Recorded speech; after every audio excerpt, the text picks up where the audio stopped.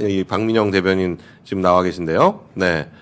자, 윤리 얘기를 먼저 좀 해봐야 될 것 같은데. 네, 좋습니다. 네.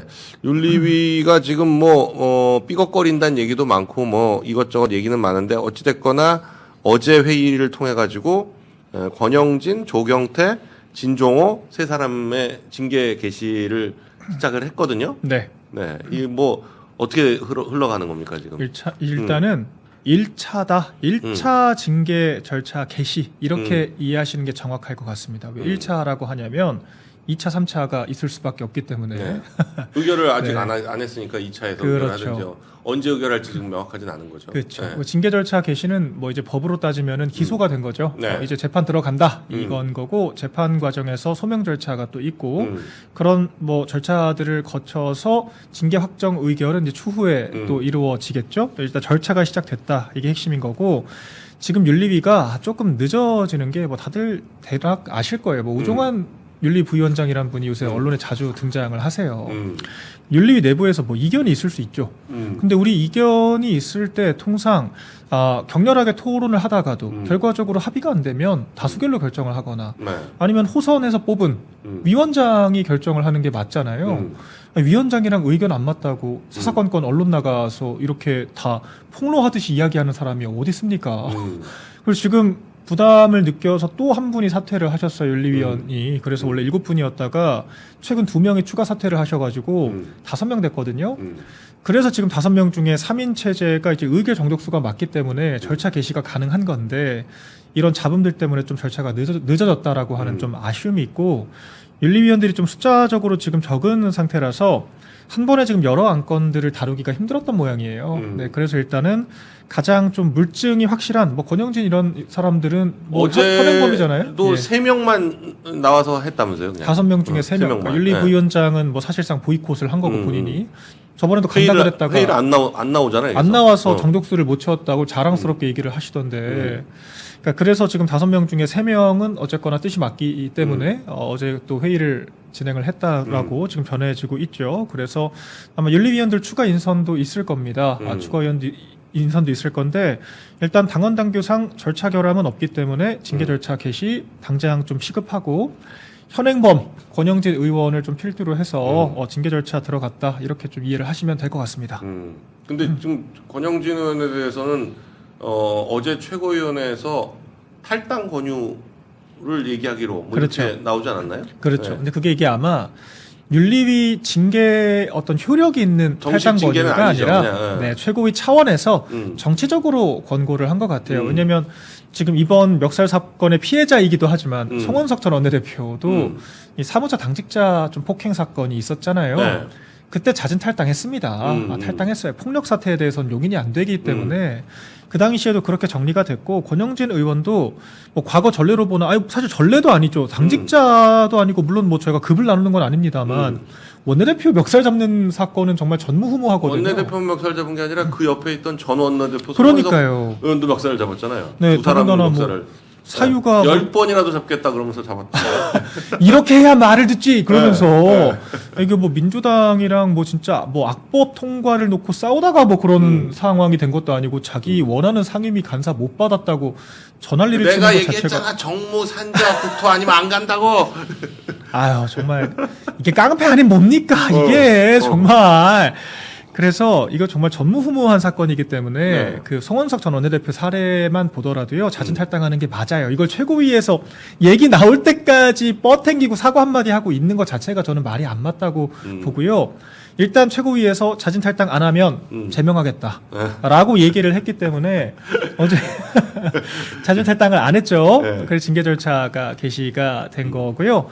아마 지금 최고위에서 나온 얘기들이 있기 때문에 좀 제명에 준하는 아마 징계가 이루어지지 않을까 생각이 돼요. 아니 자진 탈당을 권유했는데 탈당을 안 하니까 탈당 권유든가요? 그렇죠. 제명 바로 전께 탈당 맞아요. 권유죠. 네. 그 말이 탈당 권유지. 맞아요. 열흘 지나서 탈당 안 하면 그냥 자동 제명이잖아요. 최고위 의결조차 없이 자동 제명. 그냥 할 수 있는 거죠. 그렇죠. 근데 탈당 권유도 의총 의결이 필요 없던가요? 어떻게 되나?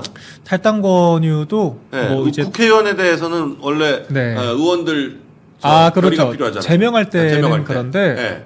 탈당 권유에 대해서는 별도로 없는 걸로 저는 알고 있습니다. 예. 그러면 그냥 탈당 권유해버리면 사실은 자동으로 자동 출당이 되는 거죠. 뭐. 그렇죠. 네. 근데 사실 뭐 제명이나 탈당 권유나 효과는 똑같은데. 그렇죠. 근데 이제 제명을 하게 되면 또 최고위에서도 의결을 해야 돼요. 해야 되고 네. 그걸 또 의총에서 또 해야 맞아요. 돼요. 국회의원 같은 그러니까 경우는. 훨씬 까다롭죠. 절차가. 그러니까 이게 정치적으로 강력한 사인이긴 한데 이게 절차상 좀 간결성이나 효력 면에서 봤을 때는 탈당 권유가 훨씬 더 강력하다라고도 평가를 받죠. 그래서 효과적이에요. 맞습니다. 예. 그 별로 세게 안 보이는데 효과는 똑같아요. 그렇죠. 예. 근데 사실 뭐. 당원권 정지 2년부터는 거의 무차별하다고 보시면 음. 됩니다. 어차피 차기 총선 출마 자체가 완벽하게 막혀버리기 때문에 1년 정지만 당해도 출마 자체는 가능하지만 그 징계 기록이라고 하는 게요. 원내대표 멱살 잡아서 징계받은 현역 의원 재선 공천 어렵죠. 그러니까 이런 여러 가지 경우의 수가 있기 때문에 징계 절차 개시되는 것만으로 사실상 정치적으로는 사형 선고나 다르지가 않다. 이렇게 보셔도 되고. 더군다나 예. 대구잖아요. 그렇죠. 예. 대구는 그냥 나가고 싶은 사람들이 어느 지역구나 한 100명씩 있기 때문에 여의도에서 예. 저 영남권까지 줄 서 그러니까 여기서부터 대구까지 줄 설 걸 이렇게 1m 단위로 줄 세워도 네. 여의도에서부터 대구까지 옛날에도 그 과거 시험 볼 때 네. 영남에서 몇만 명이 올라가서 왔다 그러더라고요. 그렇죠. 그 정도로 저 자리 욕심들이 많아요. 네, 탐내는 분들이 많아요. 네, 탐내는 분들이 그렇다고 많습니다. 뭐 권영진 의원 같은 분이 수도권에 와서 뭐 제대로 득점이나 할 수 있는 분이 아니시잖아요. 노원구에서 한번 했었죠. 네, 2008년에. 네. 근데 조경태, 조경태는 뭐 우리가 확인했듯이 국회 부의장, 네. 국회 부의장 선거를 할 때 민주당 의원들한테 전화해가지고 박덕흠 찍으면 안 된다. 그렇죠. 내란 동조 세력이다. 네, 같은 당 사람을. 그렇죠. 그러니까 그러면 뭐야? 자기 찍어라. 그 얘기 맞습니다. 아니에요. 그러니까 그렇게 완전 노골적인 해당 행위를 했기 때문에 뭐 조경태는 명백한데 지금 진종호와 관련해서는 어떤가요? 진종호는 또 아직도 뭐 한동훈 도운게 죄라면 뭐 달게 받겠다. 뭐 그러고 이런, 있어요. 네, 뭐 황당한 소리를 하네요. 그러니까 진종호 의원은 네. 어쨌거나 국회의원이지 않습니까? 네. 그럼 좀 국민들에게 비춰지는 이런 메시지에 대해서 공기총 그렇게 잘 쏘더니 예. 왜 국회의원 돼가지고는 총구를 어디다 대고 쏘는 거야. 네, 그리고 글도 너무 수준이 떨어져서 네. 좀 민망해요 보다가. 저희 중학교 101장 수준만도 안 되는 그런 장문을 가지고 지금 계속 페이스북 올리시는 거 이거는요. 진종호 페이스북 한번 띄워봐봐요. 네. 이게 그러니까 원래 그런 게 있거든요. 네. 뭐 저런 거 설마 자기가 쓰겠냐 그러는데 예. 자기가 안 쓰는데 자기가 자기 이름으로 나가는 글을 자기가 읽어보긴 하거든요. 그렇죠. 그렇기 때문에 너무 어려운 글을 밑에서 써서 올리면 네. 야 이거 너무 어렵다. 야 무슨 말인지 못 알아보겠다. 좀 쉽게 써봐. 그렇게 해가지고 점점 수준이 낮아지는 거야. 네. 근데 진종호 의원 글은 예. 이거는 보좌진이 써줬다라고 하면 그것도 심각해요. 그러니까 예. 그냥 보수 재건의 민심을 향해 걸어간 것이 죄라면 그 죄는 기꺼이 받겠습니다. 그러나 근거 없는 사당화를 위한 징계라면 단호히 맞선 것입니다. 징계 정치로 민심을 이긴 권력은 없었습니다. 국민의 힘에 필요한 것은 저건 본인이 안 쓴 것 같은데? 평소보다는 문장이 정돈되어 있는데 굉장히 역시, 정돈되는 것 같아요. 역시 논리는 문장이 또 그 밑에 건 정확하죠. 보면 참 사람 시 변하지 않아요. 저게 본인 거네, 저게. 문제의 본질은 대통령이 집을 팔았다는 사실 자체가 아닙니다. 그런데 왜 굳이 투명하게 했다, 통상적인 거래다 같은 어줍지 않은 변명으로 국민의 눈살을 찌푸리게 합니까? 네, 이것도 네. 많이 좀 전에 썼던 글들보다는 네, 개선이 요것도 개선이 좀 됐네요. 그 전에 쓴 것들 좀 네.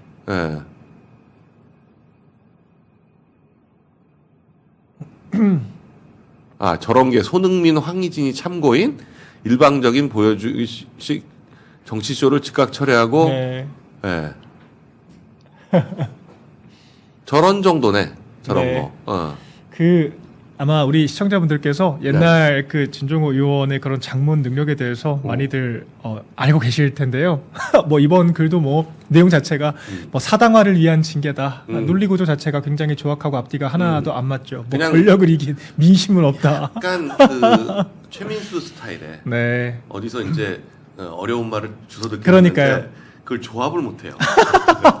그리고 네. 기본적으로 이게 문제가 뭐냐면 비문이 많아. 맞아요. 주술 관계가 주술 안 관계가 맞아요. 안 맞아. 네. 그게 이제 사람이 머릿속에 생각이 선명하냐 아니냐가 그렇죠. 그걸로 딱 드러나거든요. 보통 이제 왜 그러잖아요. 말하는 걸 그냥 받아 적으면 완전히 글이 된다. 이게 맞아요. 제일 똑똑한 사람이거든요. 그렇죠. 그냥 말하는 게 보통 말은 하다 보면 중언부언하니까 이게 앞으로 안 맞을 수가 있는데 그걸 딱 맞추는 사람이 진짜인데. 그렇죠. 예. 근데 그래서도 그걸 못 맞추면 말은 진짜 엉망이죠. 그럼요. 글은 수정이라도 되지 않습니까? 그러니까 하여튼 여기까지 하고요. 그러니까 진종호 의원이 그런 관계로 요새 한동훈도 진종호 의원 좀 기피한다고 네. 하더라고요. 그래서 여기 지금 그 얘기했어. 네. 큐브 822님이 네. 김재원 최고위원 페북에 형조판에서 정성호 상소문 쓴 거 있는데 네. 진짜 천재인 게 밑에 한자 버전도 올려놨어요. 내용 웃기더라고요. 저도 봤어요.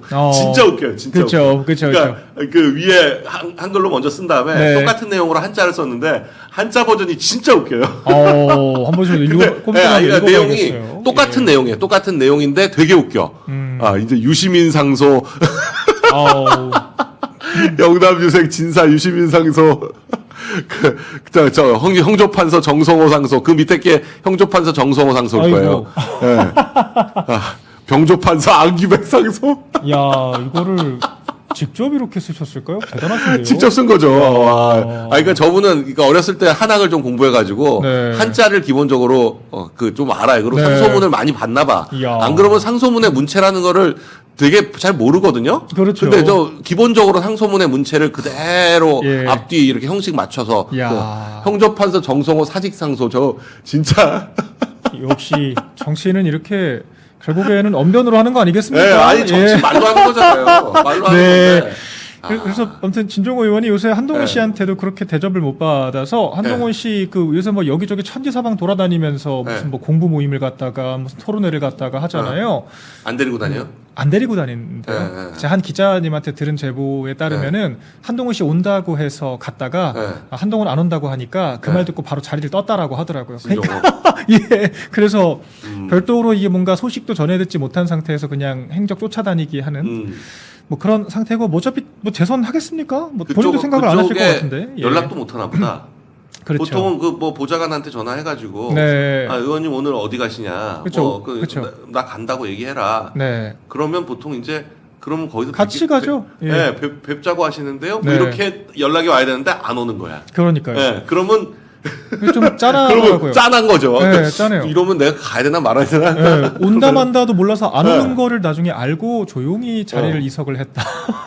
뭐 그런 얘기도 전에 듣고 한데 아무튼 모르겠습니다. 짝사랑이구나, 짝사랑이죠. 짝사랑. 근데 네. 짝사랑도 좀 적당히 하셨어야지. 근데 진종호 의원이 배현진, 박정훈 의원보다도 더 빼박이에요. 그래서 1차적으로 들어간 것 같고요. 왜 그러냐면 그 보좌진을 뭐 어떻게 했던 거예요? 그렇죠. 그 전에 일단 있었던 타임라인을 보자면은 한동훈 씨가 북갑 출마한다고 하니까 부산 북갑으로 주소지를 옮깁니다. 아 그래요? 예, 주소지를 옮겨서 그 기사가 나와 있어요. 그래서 그걸 본인이 부정도 안 해요. 그러니까 내가 북갑 가서 한동훈 돕겠다는데 뭐가 문제? 징계한다면 난 받겠다. 그때부터 그런 스탠스였어요. 징계하면 받겠다. 예.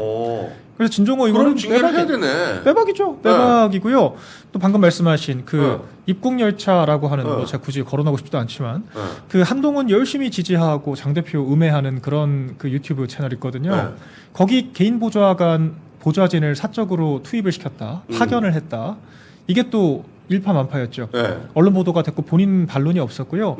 거기 이제 그 의원실 보좌진들의 또 증언이 있습니다. 그래서 이것도 빼박이죠. 보좌진 불러다가 증언 들으면 끝나네. 그럼요. 보좌진들 심지어 그 진종호 의원실 보좌진들이 몇 차례 물갈이가 됐다고 해요. 네. 몇 달 주기로 물갈이 됐다고 해요. 그래서 그 보좌진들이 되게 좀 앙금이 깊더라고요. 그러니까 국회의원으로서 공적 자원을 똑바로 활용하지도 않고 보좌진들에게도 제대로 된 처우를 해주지 않고 해당 행위를 종용한 거죠. 사적으로 갑질을 한 거고. 그러니까 본인 의정 활동 외의 역할을 시킨 거 아닙니까? 그러니까 이건 좀 해당 행위를 넘어서 여러 갈래 문제가 될 수가 있어서 당연히 이건 징계 대상 들어가죠. 최악의 사람들 또 그런 거 있잖아요.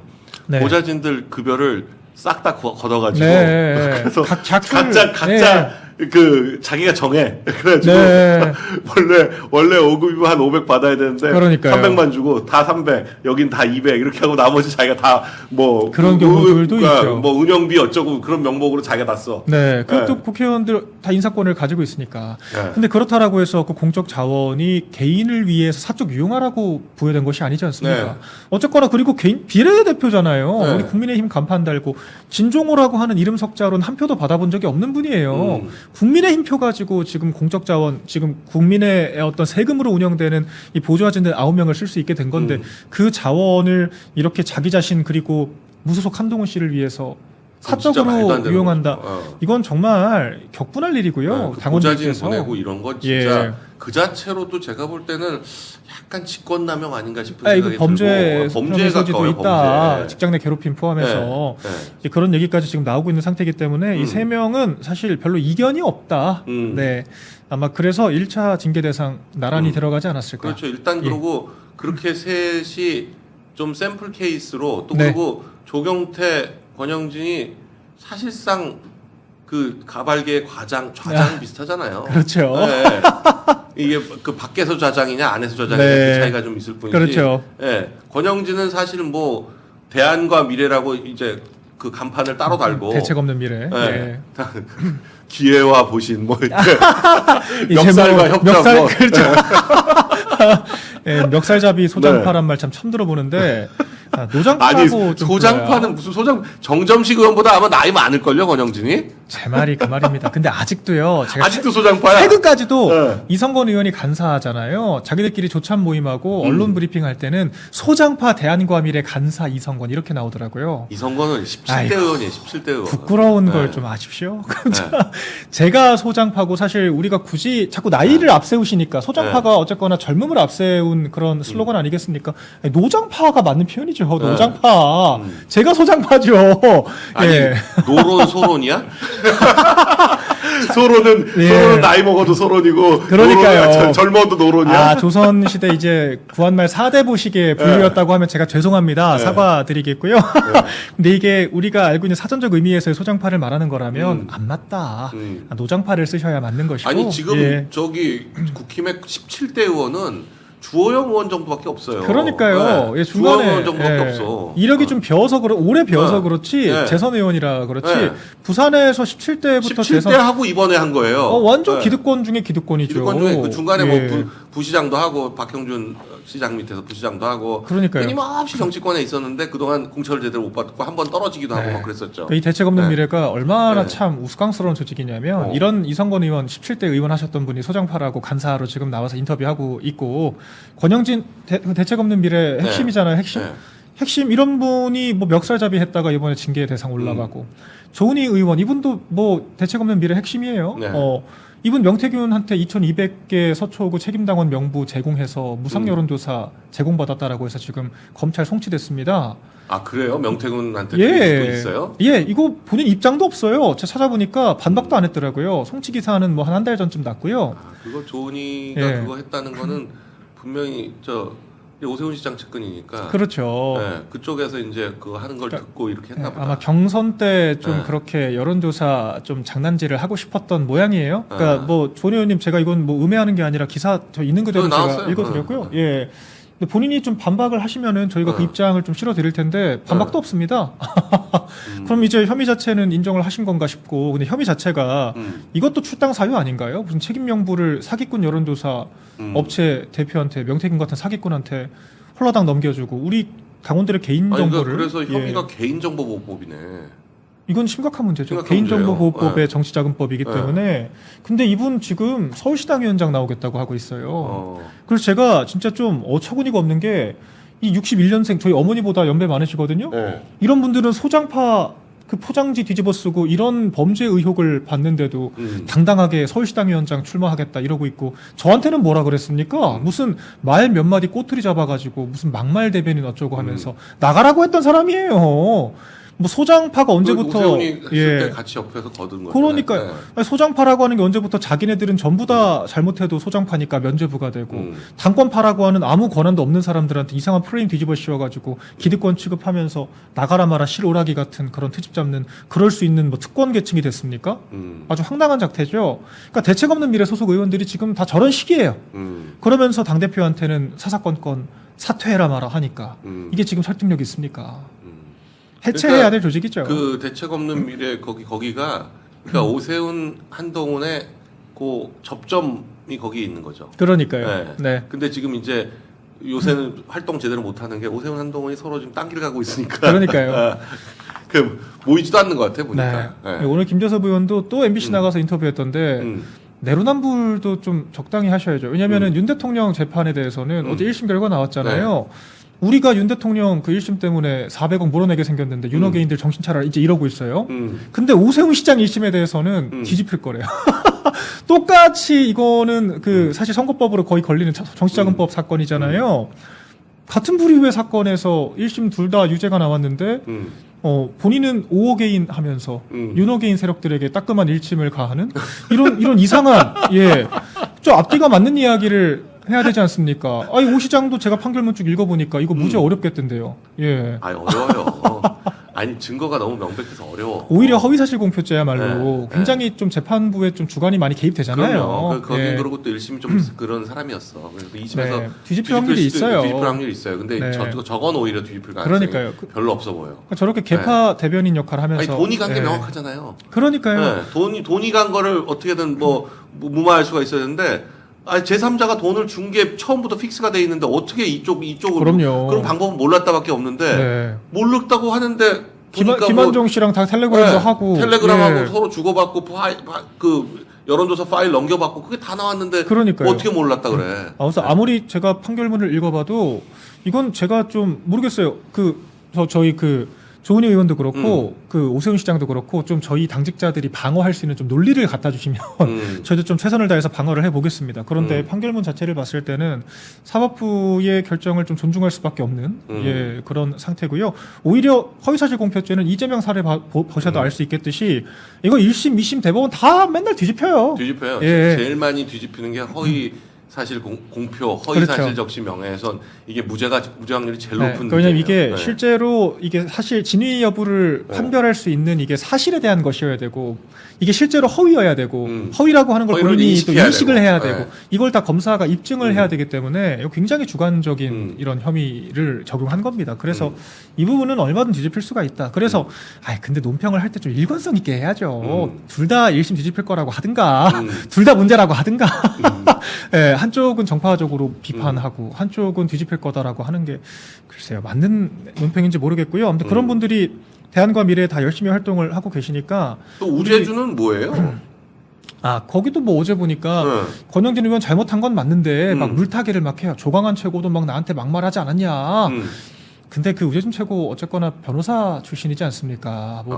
모르겠어요. 제가 뭐 얼마나 법조 활동을 열심히 하시는지 모르겠지만 어쨌거나 표면상으로는 변호사인데 이게 언어에 대한 것과 몰랐어. 또 말에 대한 거랑 우리가 이 폭력에 대한 거는 어떻게 이걸 얘기인데. 같은 층위에서 다룹니까? 막말하고 멱살이 같아? 형사 기본만 알아도 그 막말도 되게 주관적인 거잖아요. 막말이라고 하는 건. 근데 이게 폭행 중에서도 멱살 잡았다는 건 정말 구체적인 물리력의 행사가 된 거고 현행범인데 이걸 어떻게 본인한테 그 말이 좀 격하게 나갔다고 해서 우리가 그거 가지고 폭력에 준하는 걸로 물타기를 하나. 조광한 최고도 내심 얼마나 화났겠어요. 맨날 최고위에서 이상한 소리만 하는데 청년 대변하라고 청년 최고를 뽑아놨더니만 오늘 이번도 논조가 딱 그거잖아요. 원내에서 벌어진 일이니까 원내에서 해결합시다. 국회 기득권만 대변하고 있지 않습니까? 청년 최고라는 사람이. 대체 멱살 잡아서 이게 대대적으로 보도가 되고 우리 국민의힘이라고 하는 정당의 국민적인 평판이 땅바닥에 떨어졌는데 이게 어떻게 원내 이슈예요. 그렇게 천지분간이 안 됩니까? 그러니까 비교를 할 거래야지 또 조광한도 사과 안 해는 뭐야? 제 말이요. 이게 무슨 참 조광한 최고가 오재진 최고 멱살 잡았으면 저부터 사과하라고 하겠어요. 저부터 징계하라고 하겠습니다. 안 그랬잖아요. 그런 일이 없지 않습니까? 왜 말 같지도 않은 걸 물타기를 하세요? 아니 그리고 다른 중진급들도 오늘 막 방송 나가서 뭐 한 번의 실수다, 뭐 정성국 이런 친한파들 뭐 한 번의 실수 가지고 뭐 징계까지 할 일인가? 아이고 실수로 원내대표 멱살 잡는다는 말 저는 처음 들어봤고요. 아니 한 번은 예. 그 사람만 잡았으면 모르는데 옆에 사람도 잡았으니까. 그렇죠. 아 이게 목을 이렇게 쳤다더라고요. 네. 예, 예. 가격을 욕구하고. 하고. 그러니까요. 네. 쌍욕에 막말에 폭언에 폭행 뭐 다 들어가는데 이거 뭐 사과라고 하는 것도 똑바로 그날 바로 하는 게 아니라 그냥 자기 의원들 텔레그램 방에다가 그냥 사과문 딱 올려놓고 이게 뭡니까 대체? 이게 국회의원들 기득권 우리들끼리 그러니까 국회의원들끼리 벌어진 사건이니까 우리끼리 해결하겠다 뭐 이런 거예요? 근데 국회의원이 국민들 상대하는 직업 아니었습니까? 그러니까 참 너무 이 국회 기득권이라고 하는 거 왜 이분들이 당대표 폐지하고 어제 조선일보 사설 보니까 내각제 하자고 하던데 네. 네, 그런 이야기 하는지 우리가 잘 알 수 있죠. 조선일보는 이제 점점 어떤 국민들의 그 표준치에서 점점 멀어지는 것 같아. 그러니까요. 자기만의 세계에 점점 빠져가지고 이 어떤 사설이나 칼럼 같은 걸 읽어볼 수가 없어요. 너무 네. 제목부터 말이 안 되는 소리 하는데 아우 너무 논리도 수준이- 없고 그냥 네. 어. 제가 어제 그 김대중이라고 하는 분이 쓴 칼럼인가 봐요. 네. 저는 그분 잘 모르거든요. 저희 완전 할아버지 연배셔가지고 그렇죠. 모르는데 뭐 언제 때 김대중이에요. 그러니까. DJ 때 김대중이에요. 일단 저는 어쨌거나 토론을 좀 오래 배운 입장에서 일단 논리 앞뒤가 안 맞으면 좀 짜증이 납니다. 그러니까 이게 자기 모순에 대한 자각이 없이 우리가 토론할 때 제일 중요한 게 일관성이거든요. 일관성. 내 스탠스가 앞뒤가 맞아야 돼요. 근데 이분이 유시민 씨는 또 막 칭찬을 해요. 유시민 씨가 이재명에 대해서 왜 재건축하려고 하냐. 증축만 하면 되지. 그러니까 결과적으로 민주당의 순혈주의를 주창하는 거에 대해서 그때 긍정적으로 평가를 하거든요. 근데 왜 본인들은 우리한테 한동훈 같은 짬통들 다 들여가지고 받으라고 합니까? 그런데 우리한테 이재명처럼 짬통합 하라고 맨날 하는 거 아니에요? 이준석 받아라, 한동훈 받아라, 뭐 유승민 받아라, 뭐 오세훈이랑 잘 지내라. 그게 그 소리잖아요. 이재명이 하는 거. 근데 우리가 거기에 대해서 유시민 같은 얘기 지금 하는 거잖아요. 당원들이 우선이고 보수파의 가치가 먼저다. 근데 유시민은 칭찬하고 장 대표는 비판한다? 앞뒤가 하나도 안 맞죠. 그 유시민이 하는 그 얘기를 정확하게 여기서도 할 수 있어요. 가치하고 이익하고 나눠가지고. 그럼요. 네, 똑같은 얘기야 그게 원래. 그렇죠. 우리가 가치를 추구하는 네. 게 지금 장독 대표 당원 중심주의 노선이고 네. 지금 본인들이 아무튼 야 그냥 짬통 만들어가지고 대충 선거 치러서 이합집산에 중도로 이게 가자. 지금 그게 대충 다 모이자는 얘기 아니야. 선거공학 따지는 게 지금 조선일보 문법 아닙니까? 조선일보는 네. 30년째 그 똑같은 소리만 하고 앉았어요. 그러니까요. 네. 그러면서 또 이제 유시민은 잘하고 있다고 하니까 이분의 세계관이라고 하는 거는 굉장히 허술하구나. 이런 분이 몇십 년 논설 쓰셨다고 하니까 은퇴하실 때가 좀 됐다는 생각이 전 좀 들었어요. 예. 진작에 은퇴했어요. 근데 전 이게 약간 좀 저물어가는 언론의 인지부조화라는 생각이 들었어요. 자기들이 원래 순혈인데 지금은 아니지 않습니까? 아니니까. 지금은 외곽에서 한동훈 같은 참 이 말 같지도 않은 사람 좀 밀어붙이고 있는 그런 형편이지 한동훈, 않습니까? 이준석, 오세훈밖에 네. 자기들 말 들어주는 사람이 없어요. 그러니까 본인들의 마음은 유시민 같은 순혈 양당의 주류가 전혀 네. 조중동을 믿지 그렇죠, 않고 그렇죠. 듣지도 않고 그 사람들 옛날에는 일단 조중동 편집국장들하고 밥부터 먹고 시작했잖아요. 네. 정치하려면. 그러니까요. 네, 뭐 이렇게 당대표 나가고 그러려면 그 사람들하고 먼저 식사 딱 하고 네. 걔네 거기 정치부 기자들 그렇죠. 불러다가 하고 네. 뭐 이렇게 용돈 나눠주고 그러고 이제 당대표 시작했거든. 근데 그렇죠. 요새 아무도 그렇게 안 해. 그렇죠. 그러니까 완전히 맛이 간 거예요. 그러니까 이게 인지부조화가 온 게 자기들은 이제 마음속에는 순혈이에요. 우리 당의 주류인데 현재의 현실은 현실은 인정하고 전혀 아니야. 싶지 않은 현실. 이제는 끝발에 안 먹혀. 그러니까 이제 마음으로는 유시민을 응원하는데 현실로는 장 대표를 비판해야 되는 이상한 포지션에 있는 거야. 그러니까 저는 그 인지부조화가 좀 사설에 읽혀서 네. 우리 김대중 논설위원이 좀 짠했습니다. 근데 어쨌거나 남들 읽는 글을 쓸 때는요 앞뒤가 맞고 좀 일관성 있고 논리적 좀 정합성이 있는 글을 쓰셔야 우리가 논평이라도 좀 하지 수준을 좀 높이셔야 돼요. 아니 네. 그러니까 결론은 맞춰야 되는데 네. 논리는 안 맞아. 그러니까 저 같은 30대 대변인한테 이렇게 네. 제가 논리적으로 지금 비판하고 있지 않습니까? 이런 지적을 받아야 되는 상태라고 한다면요. 이제 좀 펜대를 놓으실 때가 된 게 아닌가. 좀 이거는 야당을 지금 지적할 게 아니라 정치권 지적하실 게 아니라 자아 비판이 좀 필요한 시점 아닌가 여기 싶기도 합니다. 승리의 노래님이 예. 갑제도 그렇고 대중이도 그렇고 나이 들어 맛이 갔음. 댓글이 그리고 아까 제가 이거 읽고 싶었는데 넘어갔는데 우지훈님이라는 분이 네. 우재준 너무 못생겼어. 아이고야. 아이고. 우재준 너무 못생겼어. 네. 그게 한마디로 정리된 겁니다. 예. 네. 예. 아, 조중동 종이신문 개똥 치울 때 쓴다. 그리고 이제 네. 내각제라는 게 어떤 의도인지 다 읽히죠. 네. 결과적으로 지금 당대표 폐지하자는 것도 정당판 내각제 하자는 거잖아요. 그렇죠. 예. 당원들 다 배제하고 우리들 마음대로 자기들끼리 국회의원들끼리 하겠다는 뽑아 거지. 네. 국회의원들이 원내대표 뽑고 원내대표가 국회의원 뽑고 이렇게 하겠다는 거 아닙니까? 완전 기득권 구태 이거 썩은 물 정치하겠다는 아니, 거 그러니까 아니에요? 일본 국민들이 네. 정치에 관심이 없는 이유가 그 자기 투표에 효능감이 전혀 없어서 그런 맞아요. 거잖아요. 자기 지역구 국회의원 하나 맨날 나오는 사람 그 사람 찍고 그냥 끝나는 거야. 네. 그러고 나서 그 자민당 총리는 그 500명이 투표해서 결정하잖아요. 네. 그 의원들하고 그 지역 그 자치단체장들 네. 주요 자치단체장들끼리만 모여갖고 총리 선거를 하거든요. 그러니까요. 그러니까 총리가 누가 됐는지를 알 수가 없어. 네. 뭐 어떻게 되는지도 몰라. 그렇죠. 그냥 자기들끼리 그냥 뭐 개파 보스들 몇 명이 왔다 갔다 하면서 이번엔 누구, 다음엔 누구, 뭐 어차피 뭐 1년이니까. 네. 그러니까요. 그러니까 국민들이 관심이 없는 것처럼 맞아요. 지금 그 세상 원하는 거죠. 지금. 주권자 배제하고 기득권들끼리 자기들끼리 자기들끼리 짬짬이 해먹겠다는 하겠다. 뒤에서 뒷구멍에서 해먹겠다. 이건데 정당도 내각제하고 그 다음에 정당 대표도 내각제로 뽑고 실제로 대통령도 없애버리고 내각제하자 이런 얘기를 지금 하고 있는 거니까 이 사람들이 지금 바라는 게 철저히 기득권의 언어인 거예요. 조선일보가 정상적인 언론이었다면요 권영진 같은 사람들 자기 자리 이거 다툼만 하고 당연히 그 네. 자진 탈당하라고 그럼요. 공개를 해야지. 대중 정치를 네. 외면하고 선관 이슈가 이렇게 터진 이날의 국민들의 목소리를 외면하고 음. 원내대표실에서 이런 추태를 보인 거에 대해서 엄중히 꾸짖어야 되는데 외려 징계를 한다고 하니까 장 대표를 비판을 해요. 그러니까 이게 정체가 뭡니까? 그냥 기득권 구태 언론이라고밖에 표현이 안 되는 거죠. 음. 예. 그러니까 사실상 끝난 것 같아요. 조중동이. 저물었습니다. 이 어떤 예. 그 예전에는 그래도 아젠다 세팅 능력이 있어가지고 네. 딱 그 뭔가를 하나 내세우면 한 1, 2년간 그걸 쫙 밀어붙이면서 하여간 네. 끌어들였거든요. 그가 한 30년 전엔 그랬죠. 예. 근데 그 능력을 이미 진작에 잃어버렸고 그러니까요. 이제는 이슈 선점도 못해. 네. 예, 이슈도 제대로 다루지도 못하고 맞아요. 끌고 나가지도 못하고 애초에 한동훈 같은 좀 수준 떨어지는 정치인을 밀려고 하니까 덩달아 수준 떨어지는 게 아닌가 생각이 돼요. 말이 안 되는 궤변을 하지 않습니까? 어제 장덕 대표 지지율 40%대 다시 네. 또 진입을 했죠. 오히려 상승을 했어요. 민주당 전당대회 컨벤션이 있는데도 불구하고 장동혁 대표 그러니까 체제에서 지금 그 예. 상승이 참 이해가 안 되는 게 네.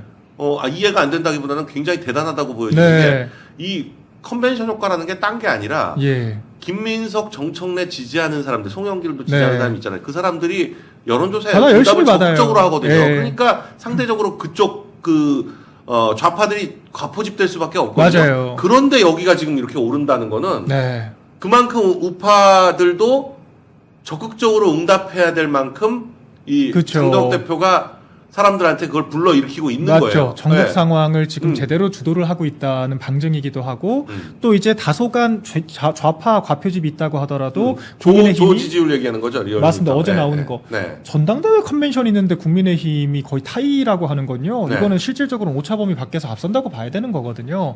근데 이거 지금 조선일보 얼마나 민망해졌어요. 지금 우리 국민의힘이 지방선거 직후에 그 지지율 폭등했을 때 뭐라고 주장했습니까? 오세훈 당선되고 한동훈 당선돼서 무슨 보수 진영 내에서 무슨 차기 대권에 대한 뭐 기대감이 뭐 상승을 했니? 이런 참 말하기도 표현하기도 어려운 궤변. 이게 원래 이게 논리가 공색하면은 말이 길어져요. 늘어지고. 누가 그렇게 생각을 합니까? 아주 감명하게 생각보다 장독 대표가 선방했네. 다 그렇게 생각하겠죠. 선관위가 개판 쳤네. 선관위 이거 때려 잡아야겠다. 이 그냥 두 줄 요약되는 걸 가지고 오세훈 시장 당선이 뭐 어쩌고 뭐 한동훈이 아니, 무소속으로 그렇게 됐으면 오세훈이 국가합이 어쩌고. 저 판결을 저렇게 받았으면 지지율이 떨어져야지. 제 말이 그 말이에요. 네. 그 보수의 희망이라고 열심히 조중동 이렇게 밀어 올렸던 두 사람이 지난주에 오세훈 시장은 1심 유죄로 진짜 치명타를 입었고 한동훈 씨 복당 완전 지금 나가리 돼가지고 저번 주 일주일 동안은 뭐라고 논평도 못 하더라고요. 당내 현안에 대해서. 이런 지경인데 그걸 왜 올랐죠? 왜 올랐을까요? 한번 설명을 좀 해보셨으면 좋겠습니다. 이제 오세훈 시장은 이제 10% 밑으로 떨어질 수밖에 없을 것 같아요. 그럼요. 워낙 저게 타격이 커서. 그렇죠. 애초에 좀 이제 정치 구심점으로 역할하기가 힘들다고 봐야죠. 예. 그러니까 정말 극적으로 뒤집히는 게 아니면 근데 모르겠어요. 제 법적인 뭐 제가 법조인 아닙니다만 제가 좀 여러 허위사실 공표죄 판례 비교 대조를 해봤을 때는 어려워 보여요. 네, 정치자금법 이 사례 해봤을 때 좀 어려워 보여요. 네, 그래서 네, 아무튼 그런 상황인데 국민의힘 지지율 올랐다라고 하는 이 상황에 대해서 이제 만들 논리가 없으니까 저런 식으로 야 그럼 차라리 다당제하고 내각제 하자 항복 선언하는 거 아닌가? 뭐 저는 그렇게도 읽혔습니다. 그렇죠. 약간 네. 이제 자포자기다. 자기들 이제 더 이상 뭐 이슈를 제기할 할 게 없으니까 네. 내각제하자 그런 소리 하는 그러니까요. 거죠. 자, 이제 민주당 쪽으로 좀 돌아가봐서 네. 정성호 법무장관이 네. 예, 그 법사위에서 자기 그만두겠다. 네. 뭐 더 일을 할 것도 없고 의지도 네. 없다. 이건 그냥 나 들어놓은 거죠. 나 나 못해. 네, 나 돌아갈래. 예. 이거는요. 네. 이재명 정권을 정성호조차 난파선으로 규정했다. 뭐 이게 지금 가장 심각한 사인이죠. 뭐 건강이 안 좋다. 뭐 건강도 안 좋겠죠. 근데 얼마나 심각한 지금 아니 상황들이 근데 있습니까? 건강이 안 좋은 거는 말이 안 되는 게 이 네. 양반 법무부 장관 될 때 네. 그건 아니 그러니까 뭐가 안 좋냐 그러니까 수면 장애래. 나도 잠은 안 와. 세상에 아니 나이 먹어서 잠 착착 잘 오는 사람이 어디 있어? 아이고, 10시에 자서 7시에 일어나고 뭐 9시에 자서 6시에 일어나고 새 나라의 어린이 일찍 자고 일찍 일어나요? 그럼요. 나이 먹어서 그럼 60 넘은 사람이 그럼 수면 장애 아닌 사람이 어디 있어 도대체? 그럼요. 정권 잘 나가고요. 네. 법무부 장관 일 재밌으면요. 네. 도파민으로 버티는 거예요. 아니 3시간만 자고도 일이 그냥 촉촉되지. 얼마나 재밌습니까? 예, 근데 지금 본인이 일이 안 되니까 지금. 아니 저런 양반이 저거 스테로이드 안 맞고 나이 먹어서 저렇게 근육이 되나? 저 나이에 내추럴로 저 정도면 정말 대단한 건데. 내추럴일 예. 수가 있을까? 아니 근데 이제 뭐 젊어서부터 대학교 때부터 뭐 이런 거 막 계속 해왔으면 저럴 수 있을지 모르지만 야 뭐 그렇죠. 아니 저 저거는 직맨이에요? 네, 개인적으로 좀 리스펙하는데 아무튼 저런 분조차 네. 지금 건강이 안 좋다고 호소를 할 정도로 네. 네 이재명 정권의 건강이 안 좋은 거겠죠 결론적으로는. 그래서 힘들겠지. 지금 네. 정권 바뀌면은 뭐 속된 말로 깜빵 갈 수밖에 없는 그런 지금 위치 아니겠습니까? 왜냐하면 이미 지은 죄가 많아요. 대장동 항소 포기, 그 대장동 사기꾼 일당들한테 그거 하나로도 끝나요. 그럼요. 네, 그 예. 항소 포기 그러고 그거 검사장들 모아놓고 얘기했다며요. 그럼요. 네, 공소 취소 해주면 검찰 뭐 저거 예, 그런 얘기 그거 자체 뭐 좀 다 남아 있는데 뭐 김호준 씨 방송에서 나오고 신문 기사 제목만 갖고도 기소해도 뭐 맞아요. 문제야. 사실 네. 이미 지금 다 고발 들어가 있을 거고요. 이미 집권한 상태가 아니면은 수사 받고 있어야 돼요. 특검까지 안 가더라도. 근데 정권 바뀌면은 뭐 너무 말로가 명확하지 않습니까? 더군다나 지금 남아 있는 화약고 트리거가 보안 사건 폐지 목전에 두고 있고 이재명 공소 취소까지 지금 줄줄이 본인 총대를 매야 되는 상황인데 결과적으로 이재명 보위하겠다고 자기가 자폭할 수밖에 없는 상황이거든요. 그러니까 이재명을 위해서 독배를 들어야 되는 상황인데 그러니까 순장조가 돼야 되는데. 그럼요. 네. 근데 이재명 정권이 지속될 거라고 하는 생각 혹은 연임할 거라는 그러니까 민주당이 재선을 할 수 있다라고 하는 생각을 한다면 탈출 안 하겠죠. 근데 지금 분위기를 보니 재선 그러니까 대통령 선거 정권 재창출은 고사하고 정청래 당선되면 나 배지도 유지 못 하겠다. 당연히 지금 이 판단인 거예요. 공처 이 아니죠. 판단인 거예요. 그러니까 실제로 이건 이제 그 법조 기자들 사이에 도는 전언이에요. 정성호 장관이 사의 표명하면서 이재명한테 그 정청래가 됐을 때 공천에 대해서도 굉장한 우려를 표를 했다고 하더라고요. 이게 6월에 있었던 일입니다. 6월. 그러니까 이미 6월 중순 때부터 정성호 장관은 지속적으로 사의 표명을 했다라고 전해지고 있고 자기 공천을 위해서라도 당으로 돌아가서 네. 좀 당내 활동을 해야 된다. 뭐 이제 그런 자기 취지까지 말로는 뭐 이제는 중심을 잡겠다 뭐 어쩌고 하는데 예. 자기 중심을 그런 거. 잡겠다는 얘기지. 어쨌거나 사실 장관 자리가 의전상으로는 더 높아 보이겠지만 어쨌거나 장관은 아니, 임기 한 번- 보장되는 자리가 한번 아니에요. 하고 나면 네. 한 6개월 하고 나면 그 다음부터 몇 달 더 하나 덜 하나 아무 의미가 의미가 없죠. 없어요. 국회의원한테는. 근데 국회의원 어쨌거나 네. 갱신 한번 하면 음. 이재명이 만약에 나가 떨어진다고 하더라도 버틸 힘이 생기잖아요. 국회의원만 되면 이재명도 국회의원 됐기 때문에 버틴 거 아니에요? 그럼요. 2년을. 국회의원만 되면 무슨 면책특권도 있고 뭐 불체포 그렇죠. 특권도 있고 해가지고 어떻게든 버텨볼 수가 4년 있거든. 임기를 무기로 네. 또 버티다 보면 또 정치적인 또 기회가 또 오고, 생기고. 네, 네. 또 새로운 또 이제 구심점 만들어서 또 밀어 올릴 수도 있고. 그러니까 이제 장관 자리 지키는 것보다 본인 국회의원 자리 지키는 게 더 중요한 측면도 뭐 내심 없겠습니까? 네. 저는 뭐 있을 거라고 생각하고. 그래서 이미 6월 중순부터 말이 나왔었고. 저 시흥 저기도 민주당에서 한 저 줄 세우면 또 아, 그럼요. 저기 전주까지 가요. 그렇죠. 네, 시흥에서 줄 세우면 저 전주 광주까지 줄 쫙 서. 네, 정청래 민주당에서도. 쪽에서는 네. 이 그 저번에 친문학살 당한 굶주린 친문들 다 줄 서 있기 때문에 네. 그 다 줄 서 있는 분들이 그런 분들이에요. 거기 배고픈 사람들 많죠. 그럼요. 이제 네. 그런 사람들 챙겨주려면은 지금 공천권 모자랍니다. 그래서 네, 이런저런 고민들. 그러니까 6월에는 이제 그런 우려를 표했다고 하는데 그때까지는 이재명 쪽에서 되게 좀 시니컬했다고 해요. 그러니까 나이브하게 생각을 하더라. 뭐 이제 이런 식으로 전 좀 전해 들었어요. 근데 이제 와서는 이재명도 아마 초긴장 상태일 겁니다. 정청래가 무섭게 치고 올라가고 있기 때문에. 그러니까 결과적으로 이재명도 개런티 해줄 수 있는 게 없어요. 아니, 브라질 가서도 룰라랑 사진 찍으면서도 네. 머릿속은 이 김민석 이 새끼 왜 이렇게 제대로 똑바로 못하는 거지? 그러고 그렇죠. 있을 거 아니에요. 그렇죠. 어? 그러니까 김민석이 아니 지금 김민석은 또 갑자기 김부선 얘기는 왜 하는 거야? 그러니까 김민석이 패배 트리거를 너무 명확하게 세우고 있어요. 네, 아니 신천지까지는 그렇다고 치더라도 김부선 얘기는 왜 하는 거예요? 그건 매기는 거 아니에요, 이재명? 그러니까요. 그러니까 사실 김부선이 지지하는 사람을 지지해야 되겠습니까? 이런 소리는 왜 하는 거야? 그러니까 우리가 그냥 야사 정도로 네. 네티즌들이 이제 물고 뜯고 웃고 하는 그런 소재인 거지. 그렇지. 그러니까 김부선 아이고. 얘기를 만일에 꺼낸다면 네. 우리가 아니 김부선은 누구 지지해요? 이럴 수는 있어. 그러니까요. 근데 김민석이 그 자리에서 당원들 앞에서 김부선이 지지하는 사람 찍어야 되겠습니까? 이러고 있으니 아이고 참 총리 지내신 분이 네. 바로 전달까지 네. 아이고 참 부끄럽게 짝이었고 그러니까 민주당의 수준이 그렇고 이 패배 트리거 그러니까 의제가 없고요 그냥 아니 그때그때 이거 나오는 영상 한번 얘기하는 찾아봐요. 나 이거 보고 너무 웃겨가지고 김부선이 지지하는 사람 찍어야 되겠어 그러는데 저거 진짜 김민석이 미쳤나? 그 아이고. 생각이 들더라고요. 그러니까 정청래 쪽은 확실히 주도권이 있다는 게 느껴져요. 오늘도 네. 딱 조선일보 좌표 찍잖아요. 네. 조선일보 경선 개입하지 마라. 당신들이 노무현 정권 때도 정몽준이 노무현 버렸다고 하면서 경선 개입하고 대선 개입했는데 이번에 또 그럴 거야. 그때 우리가 얼마나 그 대선 노무현 대통령 승리 만들겠다고 그러니까 그런지 알아? 그 이제 이렇게 얘기하더라고요. 정청래도 네. 그 당의 민주당의 주류들의 생각을 네. 정확하게 이해하고 그러니까요. 유시민도 거기에 맞추고 요거 한번 보세요. 난 너무 웃기더라고. 국민의힘 지지층이 지지하는 사람 해야 되냐. 자기 아이고.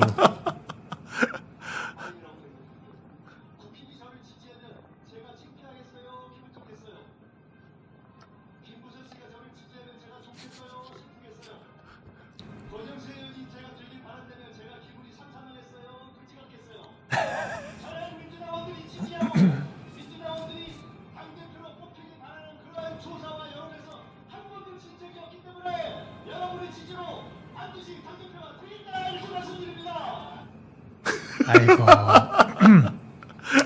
김부선의 권영세의 국민의힘이 아이고 왜 나옵니까? 그리고 이것도 약간 허위 사실인 것 같은데 네. 최근 조사에서는 한 번도 진 적 없다는데 호남에서 졌는데. 밀렸는데요. 밀렸어요. 호남이랑 민주당 지지층에서도 밀렸어. 아마 지난주에 이제 목금쯤부터 유시민이 나온 조사들 예. 그거 지르고 난 다음부터 역시 맞아요. 좀 예. 효과적이에요. 미디어 토마토에서도 밀린 걸로 밀렸어요. 지난주에 저는 확인을 했고 아무튼 밀리고 있습니다. 밀리고 있고 근데 이제 그 민주당 전준이도 참 좀 간악해요. 저희가 선호투표제 얘기도 깊게 한번 했었잖아요. 그래서 선호투표제가 2, 3등이 1등 제끼려고 만드는 시스템이다. 고민정을 넣어서 2대1을 맞출 줄 알았더니만 고민정까지 또 빼버렸잖아요. 컷오프 내버리니까 그냥 1대2인데 정청래가 또 전략을 잘 짜요. 그래 나 1대3, 1대2 해서 다 이기겠다. 나를 1등으로 과반으로 뽑아주셔라. 실제 정청래 후보 캠프 지금처럼 분위기도 가면 그냥 정청래가 그냥 1차 그냥 일방으로 네. 과반 넘어서 될 수도 있을 것 같아요. 그렇죠. 네. 그리고 지금 김민석 쪽에서 본인의 매력 발산하는 게 아니라 이재명에 대한 평가와 연동되어 있어요. 대리인 지금 프레임이 있기 때문에 프레임이 아니라 대리인이죠. 대리인으로 나온 대리인이잖아요. 것이기 때문에 이재명이 나온 거지 뭐 사실. 그럼요. 이재명이 저렇게 부동산 토론회 하면서 똥볼 찰 때마다 지지율 뚝뚝 떨어집니다. 그리고 본인이 그리고 오늘 주가 지금 10% 빠지면 그렇죠. 이걸 뭐 이재명 이제 완전 맛이 갔어요. 그렇죠. 그러니까 이재명과 연동되어 있으면서도 이재명의 악재로부터 자유로울 수가 없어요. 그러니까 본인이 이재명이 만든 세계관 밖에서 자기 공간이 없습니다. 이게 약간 대리인 선거의 명확한 한계거든요. 정청래는 자유로워요. 그러니까 어떤 의제건 본인 중심으로 끌어올 수가 있습니다. 그러니까 우리 국민의힘이 봤을 때는 정청래 쪽이 유리하다고 보는 거지. 뭘 저희가 정청래를 지지하고 말고 합니까? 네, 딱 그런 개념인 거고 저희는 뭐 김민석 후보가 되더라도 똑같이 이재명 뒤통수 때릴 수밖에 없는 저는 뭐 상황이라고 김민석이 된다고 해서 보기 때문에 뭐 저희 김민석이 상관없어요. 전혀 네. 아니 한 번 배신한 사람이 또 배신하지 그 뭐 그럼요. 어디 네. 가겠어요? 정청래가 되든 김민석이 되든 우리는 전혀 상관이 없다. 뭐 네. 정청래를 특별히 응원하는 게 아니라 정청래가 좀 더 세게 때릴 것 같아가지고 했는데 네. 지금 보니까 김민석도 저 김부선 얘기하고 그러는 거 보면 당장 바로 때리냐 조금 그러니까요. 이따 때리냐 차이만 있을 뿐이지 뒤통수 어차피 맞는다. 네. 오히려 저는 김민석이 되는 게 더 재밌을 것 같은데. 재미는 있을 것 같아요. 재미는. 그럼 유시민이랑 정청래 이런 김어준 쪽에서 가만히 있겠습니까?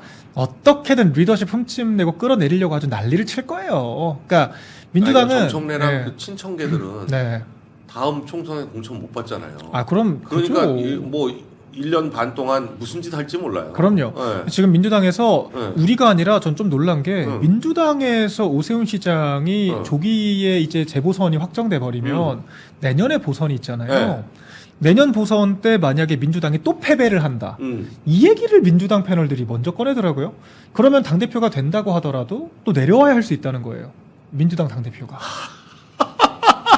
그러니까 지금 민주당 걔네들 진짜 정치적 상상력이 셈법이 대단하다 진짜. 그 생각까지 하는구나. 그래서 이게 민주당은 강제거리 규정이 없어요. 당대표에 대해서 최고위원도 2명 지명할 수 있기 때문에 리더십이 굉장히 견고한 시스템. 그러니까 절대적 이 제왕적 당대표는 우리 당이 아니라 민주당이에요. 우리 당은 최고위원들 계속 포섭해 가면서 가야 되는 시스템인 거고.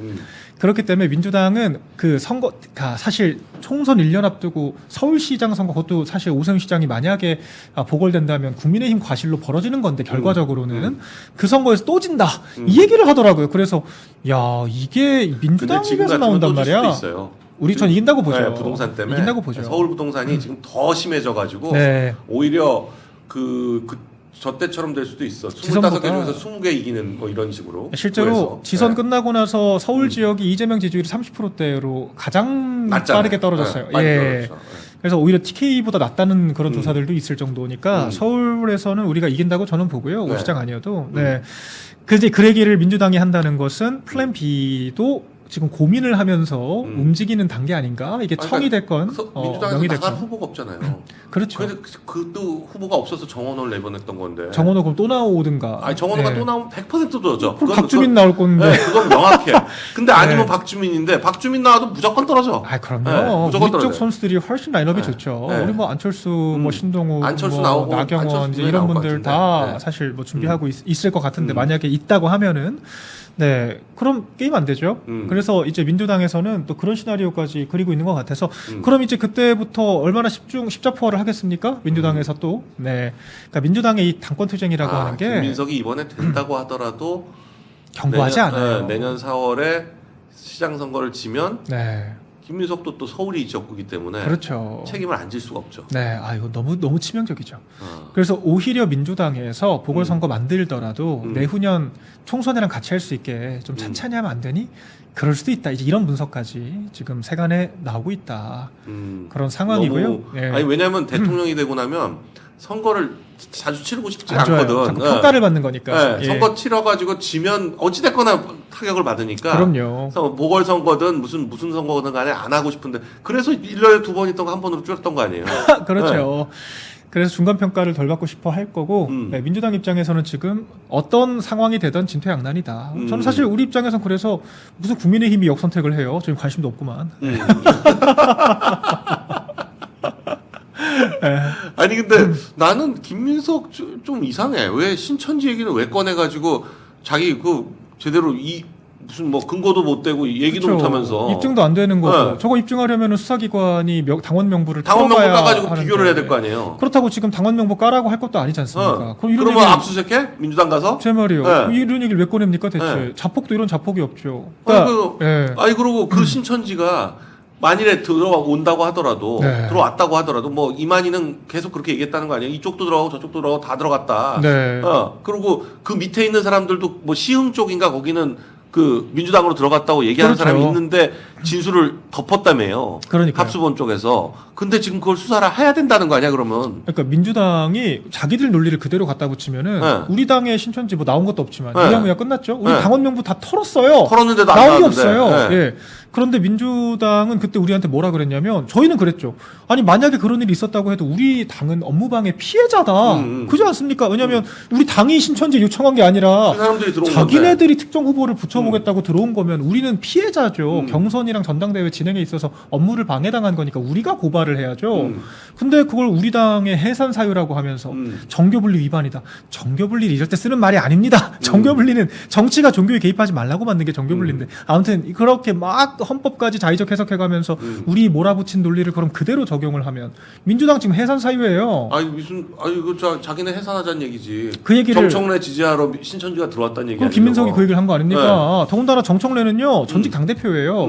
정청래 쪽에서 신천지와 연루됐다라고 하면 이거는 정당 차원의 문제예요. 당대표 차원에서 조직적으로 받아들였다는 거 아니야? 이거는 이제 네. 야 이거는 업무방해라고도 못해요. 왜냐하면 네. 당대표가 주도를 했다라고 해버리면 이건 당이 한 거거든요. 그럼 결과적으로 당이 책임을 져야 돼요. 이거야말로 진짜 해산 사유가 되는 거예요. 민주당의 논리대로라고 한다면 그거를 김민석이 본인 입으로 본인들의 당원을 이중당 적자 신천지 취급을 하면서 그러니까 말해놓고 네. 나서 그러니까 김민석도 이게 빠르잖아요. 네. 그러니까 어디서 들은 거야. 신천지 예. 얘기를 어디서 듣고 저 합수본 뭐 이렇게 조금 주워 들었어. 예 그러니까 이걸 일단 던진 거야. 그렇죠.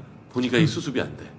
이게 진짜일 수도 있어요. 네. 그러니까 진짜일 수도 있어요. 네. 진짜일 수도 있지만 수습이 안 돼. 제가 약간 어떤 네. 생각이 좀 오버랩이 됐냐면 음.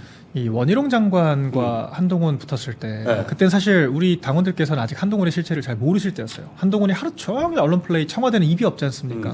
우리가 우리 입장을 낼 수 없는 상태에서 당원분들께서 아직 한동훈의 실체를 모르시는 시점에서 원희룡 장관이 그때 이제 와서 돌이켜보니까 거의 노스트라다무스였어요.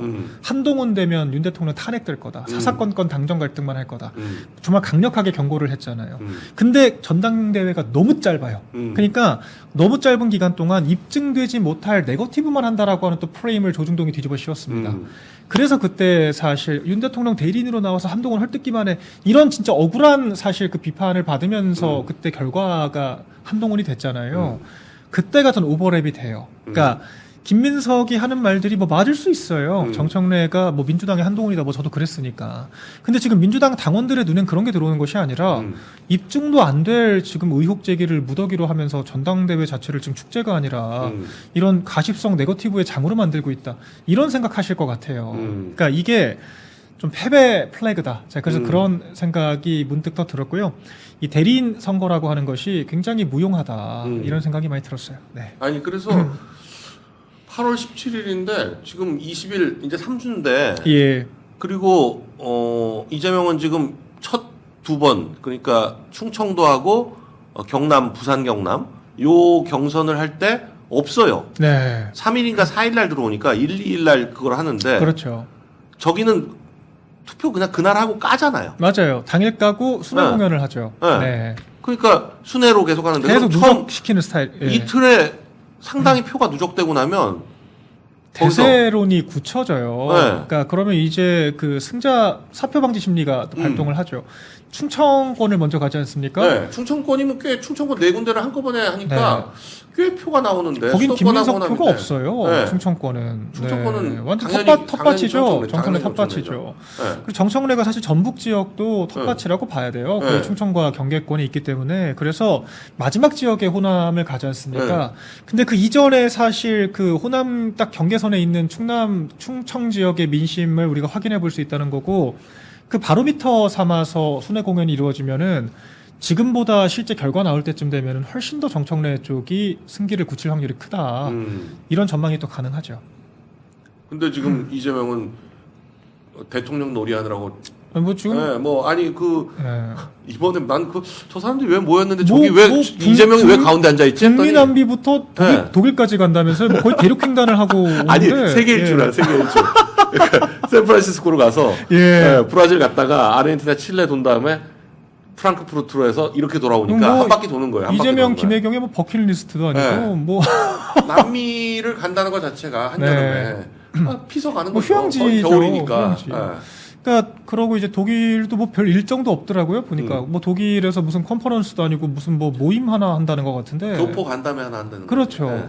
그거 하겠다고 독일까지 또 가요? 아니 그러니까 어차피 남미를 가는데 아이고. 남미를 다이렉트로 못 가니까 경유지로 샌프란시스코하고 프랑크푸르트를 정한 건데 네. 그건 그냥 미국하고 독일을 한번 끼워서 가고 싶은 거죠. 그러니까요. 이거 민주당이었잖아요. 이미 외교참사 TF 만들어가지고요. 외유성 순방한다고 그 일정 하나하나 다 파묘해가지고 그 대통령이 일정도 없이 그냥 놀러 다니면서 예산을 얼마를 썼니, 의전을 어떻게 받았니, 태극기가 잘못 걸렸니, 사사건건 다 물고 늘어졌을 건데 우리 당 의원님들 제발 원내대표실에서 멱살 잡고 자기 자리 다툼할 시간 있으면 좀 대여 투쟁을 하셔라. 공천을 그렇게 해서 받으셔야지. 아니 아이고 참. 샌프란시스코 피어 39 그 둘이서 같이 네.